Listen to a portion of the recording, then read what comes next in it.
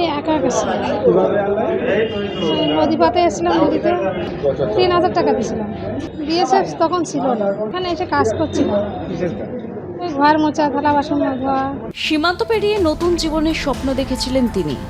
মাত্র 3,000 টাকার বিনিময়ে বাংলাদেশ থেকে অবৈধভাবে ভারতে প্রবেশ, তারপর ভুয়ো পরিচয়পত্র বানিয়ে কলকাতায় পরিচারিকার কাজ।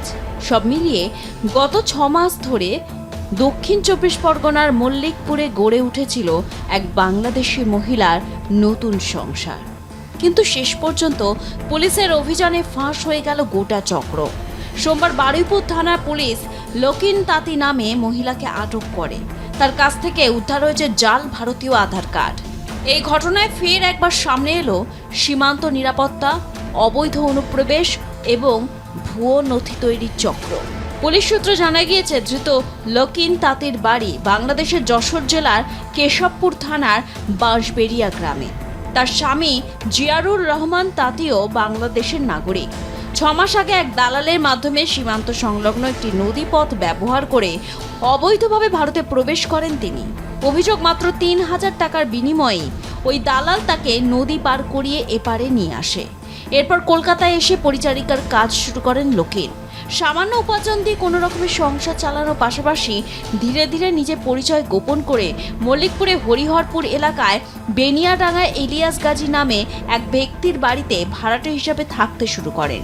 প্রতিবেশীদের কাছেও নিজেকে ভারতীয় পরিচয় দিয়েই মিশে গিয়েছিলেন তিনি, যাতে কারো মনে সন্দেহ না জন্মায়। 6 মাস আগে এসেছি, 6 মাস আগে এসে কিভাবে থাকছে? ঘর ভাড়া করে থাকতাম ওখানে, আপনার সঙ্গে আর কে থাকছে? আর কেউ ছিল না। কতজন এসেছিলেন? আমি একা গেছিলাম, কিভাবে আনলেন? নদী পাতে এসেছিলাম, নদীতে নদী সাঁতার কেটে এসেছিলাম। কত টাকা দিয়ে নদী পার হলেন? ঘুরে ঘুরে সেই আমারই 3,000 টাকা দিয়েছিলাম। কারা পার করে? ওখানে লোক থাকে, থাকদের বললে পার করে দেয়। বিএসএফ বিএসএফ তখন ছিল না, চুরি করে পার করে দিয়েছে। তারপরে এখানে কি করে ছিলেন? এখানে এসে কাজ করছিলাম, কিসের কাজ? ওই ঘর মোছা, থালা বাসন ধোয়া। কোথায় কাজ? কারা কাজ দিল? ওই কলকাতা থেকে কাজ করলাম। তা আপনি এখানে এসে আধার কার্ড কোথা থেকে তৈরি করেন? আধার কার্ড এখানে আমার স্বামী আছে এখানে জেলে, ওনার জন্য আধার কার্ড করে নিয়েছিলাম একটা লোক দিয়ে, উনি করে দিয়েছিল। বিয়ে নেই করেছিলেন ভারতীয় কে? না, বাংলাদেশি। রানিং হলো তো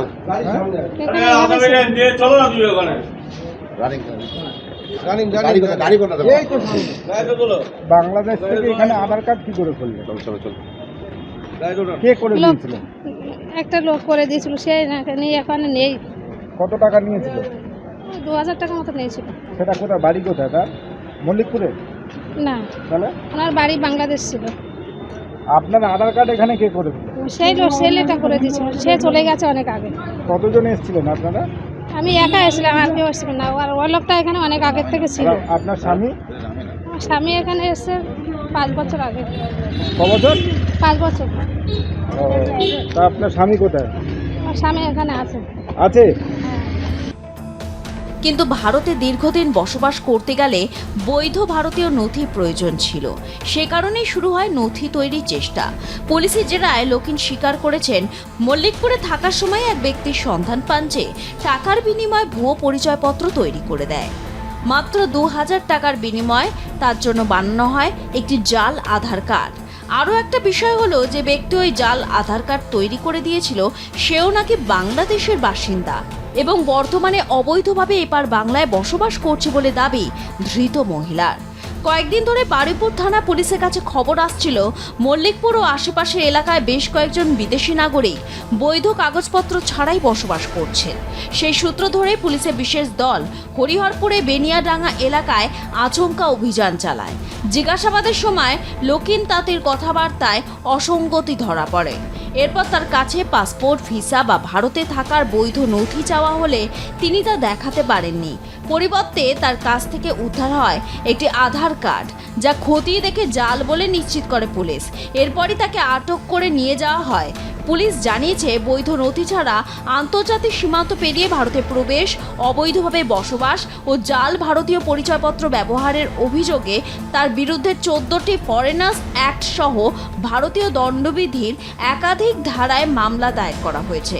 এই ঘটনার সঙ্গে যুক্ত দালাল চক্র ও ভুয়ো নথি তৈরির নেপথ্যে থাকা ব্যক্তিত্বের খোঁজে তদন্ত শুরু করেছে পুলিশ। দক্ষিণ 24 পরগনা থেকে বিশ্বজিৎ নস্করের রিপোর্ট, আর+ নিউজ।